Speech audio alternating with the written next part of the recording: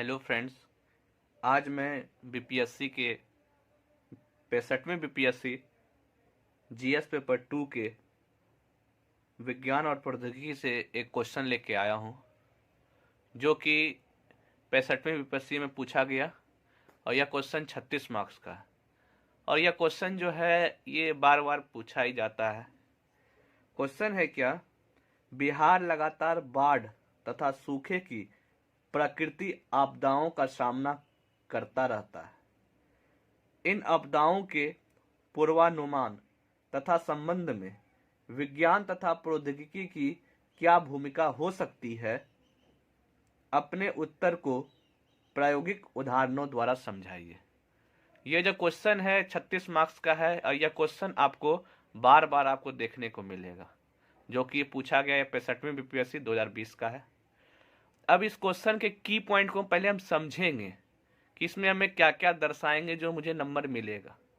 सबसे पहले कि बोला गया है क्वेश्चन में कि बिहार में बाढ़ के बारे में, बाढ़ कैसे आता है बिहार में वो बताना है, फिर सूखा कैसे आता है वो बताना है। ये दो की पॉइंट है। फिर आगे जब क्वेश्चन में बढ़ेंगे तो बाढ़ के अनुश्रवण तथा प्रबंधन के चरण में, तो बाढ़ के पूर्व की गतिविधियां क्या क्या, हम उसको बचाने के लिए हम क्या क्या कर सकते हैं वो, फिर बाढ़ के दौरान हम क्या क्या कर सकते हैं वो लिखना है। फिर बाढ़ के पश्चात अपेक्षित गतिविधियां, उसके बाद हम क्या क्या करेंगे, उसके बाद हम लोग बचाव, क्योंकि इसमें साइंस एंड टेक जो विज्ञान और प्रौद्योगिकी का भूमिका पूछा है, तो बाढ़ से पहले की गतिविधियों में क्या भूमिका निभा सकता है उसको।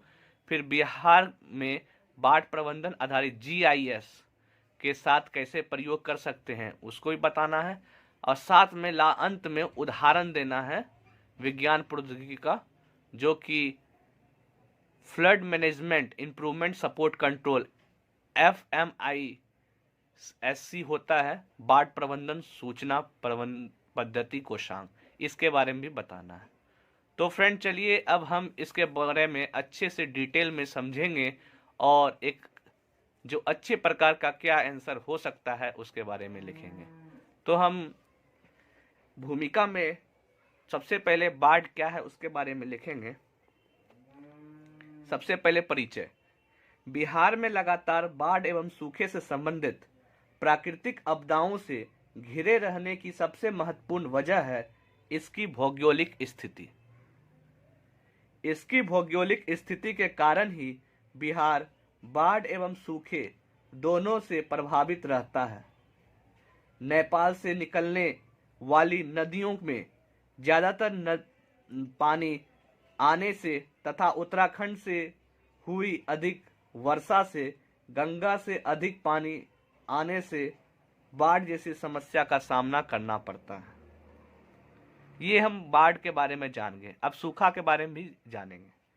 बिहार से कृषि सिंचाई हेतु पहले परंपरागत सिंचाई जैसे तालाबों, नदियों आदि द्वारा सिंचाई की जाती थी, लेकिन अब सिंचाई के अन्य माध्यमों जैसे बोरिंग, ट्यूबवेल्स, नलकूपों एवं नहरों द्वारा सिंचाई से यहाँ का भूजल स्तर में कमी आई है।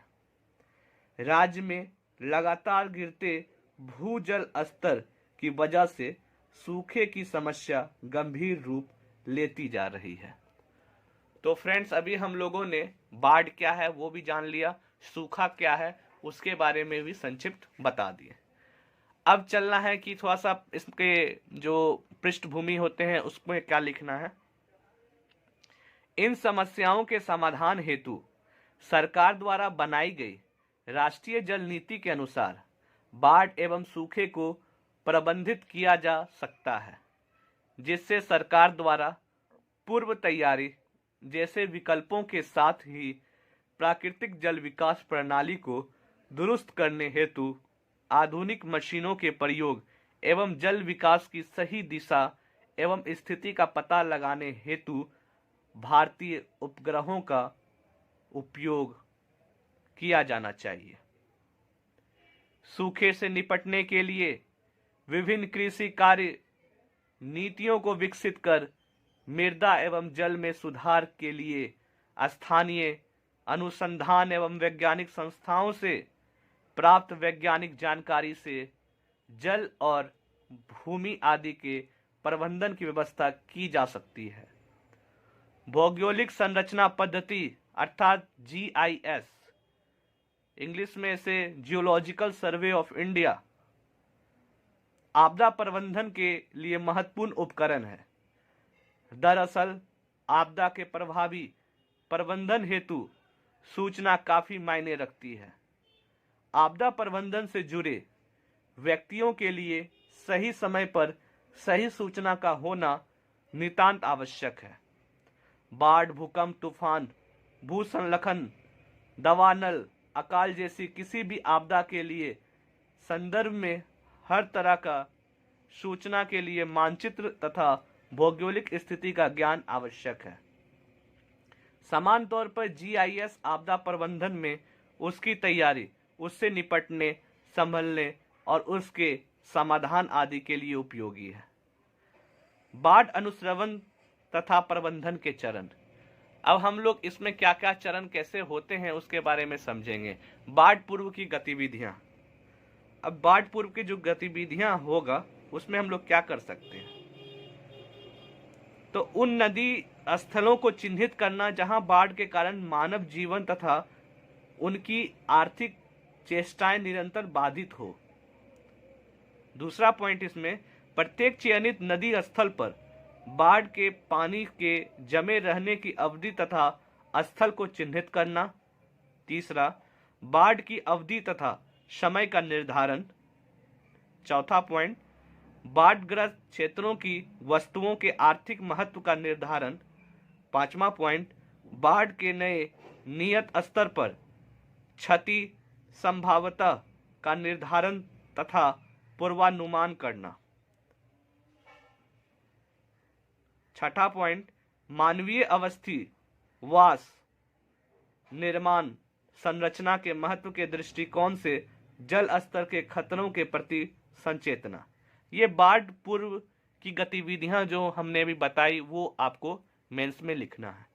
दूसरा पॉइंट कि बाढ़ के दौरान अपेक्षाकृत गतिविधियां, जब बाढ़ आ रही है तो उसमें हम क्या क्या लिख सकते हैं। पहला पॉइंट उसमें मौसम विज्ञान संबंधित हाइड्रो मीटियोरोलॉजिकल नेटवर्क कार्यान्वयन को सुनिश्चित किया जाना चाहिए ताकि प्रबंधन के सभी स्तरों पर सूचना संचार जारी रख सके। दूसरा पॉइंट, उपग्रह छवियों का उपयोग कर बाढ़ग्रस्त तथा अन्य तरह के आक्रांत भूभाग का मानचित्रण करना। अब बाढ़ पश्चात अपेक्षित गतिविधियां कि बाढ़ जब खत्म हो गया तो उसके बाद क्या क्या करना है। बाढ़ की वजह से हुई क्षति का जमीनी, हवाई तथा उपग्रही सर्वेक्षण कार्य करना। दूसरा पॉइंट, सर्वेक्षण से प्राप्त आंकड़ों का विश्लेषण तथा उनका मानचित्र करना। तीसरा, बाढ़ से हुई क्षति का आकलन करना। चौथा पॉइंट, भावी बाढ़ से होने वाले क्षति को रोकने के लिए उपायों का सुझाना। अब हम लोग आगे बढ़ेंगे कि इसका बचाव में विज्ञान प्रौद्योगिकी की भूमिका जो है उसका क्या क्या है, उसके बारे में हम लोग समझने का प्रयास करेंगे। बाढ़ से पहले की गतिविधियों के लिए GIS बाढ़ के लिए पहले की गतिविधियों तथा बाढ़ आपदा एवं जोखिम निर्धारण के लिए उपयोगी है। यह वस्तुतः बड़े पैमाने पर आंकड़ा प्रबंधन के काम में आता है।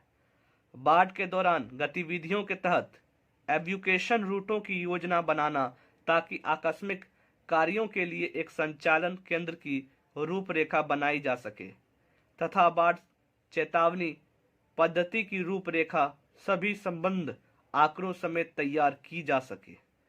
बाढ़ राहत के आलोक में भी GPS अर्थात ग्लोबल पोजिशनिंग सिस्टम के साथ मिलकर GIS काफी उपयोगी सिद्ध होता है ताकि खोज एवं बचाव कार्यक्रमों के तहत पहुंच के बाहर के क्षेत्रों में आक्रांत जनजीवन की समस्या का समाधान किया जा सके। बाढ़ पश्चात गतिविधियों में क्षति सूचनाओं के संग्रहण, जनसंख्या आंकड़ों का संकलन तथा संरचना निर्माण हेतु स्थल मूल्यांकन में भी GIS पद्धति उपयोगी है। अब दूसरा पॉइंट है बिहार में बाढ़ प्रबंधन आधारित GIS के साथ प्रयोग में क्या क्या इसमें लिख सकते हैं। बाढ़ प्रबंधन सूचना पद्धति कोषांग भारत में बिहार सर्वाधिक बाढ़ प्रवण क्षेत्र है, जिसमें उत्तर बिहार की 76% आबादी निरंतर बाढ़ से आक्रांत है। नेपाल से सटे बिहार का मैदानी भाग हिमालय से निकलने वाली नदियों का जल ग्रहण क्षेत्र है। हिमालय के नेपाल क्षेत्र में भारी वर्षा के कारण घाघरा, बूढ़ी गंडक, बागमती, बलान, कमला, कोसी तथा महानंदा में जल प्रवाह बढ़ जाता है, जिसका अक्सर मैदानी हिस्से पर पड़ता है। इस क्षेत्र में गत 3 से 4 दशकों में आबादी तेजी से बढ़ी है तथा जनजीवन पर बाढ़ के आक्रामक प्रभाव के क्षति में तीव्र वृद्धि दृष्टिगोचर हुई है। आपदा के प्रति निपटने के अभियान से अधिक जरूरी है आपदा तैयारी में सुधार की। इसके लिए संस्थागत संरचना में बहुआयामी सूचना तंत्र का विकास अत्यंत आवश्यक है, ताकि पूर्वानुमान तथा भविष्यों के आधार पर त्वरित कार्रवाई की जा सके। इसके लिए आधुनिक तकनीकी के तहत उपग्रह संवेदी तंत्र, जियोग्राफिक इंफॉर्मेशन सिस्टम, इंटरनेट आदि संस्थापित किए जाना चाहिए। Flood management information system cell तथा बाढ़ प्रबंधक सूचना पद्धति कोषांग की स्थापना से बिहार के बाढ़ प्रवण क्षेत्रों में प्रबंधन तथा नियंत्रण हेतु प्रभावी सहायता प्राप्त हुई है। फ्रेंड, अब इसमें हम लोगों ने साइंस से रिलेटेड जो साइंस एंड टेक्नोलॉजी के बहुत सारे नाम लिए हैं, जैसे FMISC का नाम लिए और भी बहुत सारे नाम लिए, GIS का नाम लिए, GPS का नाम लिए। तो हम लोग flood management improvement support centre बाढ़ प्रबंधन सूचना पद्धति कोषांग के बारे में भी लिख लेंगे, जो और हम लोग का मेंस में थोड़ा सा आंसर अच्छा हो जाएगा। विभाग के अंतर्गत बाढ़ प्रबंधन सूचना पद्धति कोषांग FMISC विश्व बैंकिंग संपोषित संरचना है। इससे 4 चरणों में विकसित किए जाने की योजना है। प्रथम चरण का कार्य प्रक्रियाधीन है। तदनुसार उत्तर बिहार में सर्वाधिक बाढ़ प्रवण क्षेत्र, जो कि पश्चिम में बूढ़ी गंडक नदी से पूर्व में कोसी नदी तक के बीच स्थित पूर्वी चंपारण, मुजफ्फरपुर, बेगूसराय, समस्तीपुर, दरभंगा, समस्तीपुर, सीतामढ़ी, शिवहर, मधुबनी, सुपौल, सहरसा तथा खगड़िया को समाहित किए हुए लगभग 26,000 वर्ग किलोमीटर क्षेत्र में विस्तारित है। बाढ़ प्रबंधन सूचना पद्धति अर्थात FMIS मानचित्रों एवं प्रतिवेदनों के स्वरूप में विविध तरह की सूचनाएं प्रसारित करता है। इसके तहत flood bulletin, monthly E bulletin, बाढ़ के कारणों, ग्राम स्तर तक के प्रभावित भौगोलिक भू-भाग के आंकड़े, ग्राम स्तर तक के बाढ़ मानचित्र, IMD द्वारा जारी पूर्वानुमान, नेपाल क्षेत्र में वर्षापात आंकड़े, बाढ़ तीव्रता से मानचित्र, बाढ़ आवृत्ति तथा अवधि के मानचित्र संबंधी सूचनाएं बिहार सरकार के FMISCI के वेबसाइट पर जारी की जा सकती है। इस वेबसाइट एड्रेस इस प्रकार है: http://fmisbin.nic.in।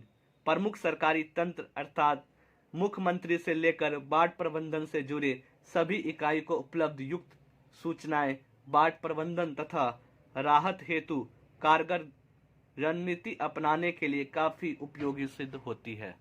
तो फ्रेंड्स, ये थी इस क्वेश्चन का आंसर कि इसमें जो क्वेश्चन पूछा गया था कि बिहार में जो बाढ़ है और सूखा जो आता है, उसमें जो साइंस, विज्ञान और तथा प्रौद्योगिकी की क्या भूमिका है, उसको उदाहरण के तहत हमको समझाना था। तो हम उसको अच्छे तरीके से समझाने का प्रयास किए और यह आपको मेंस में लिखने में बहुत ही अच्छा मदद मिलेगा।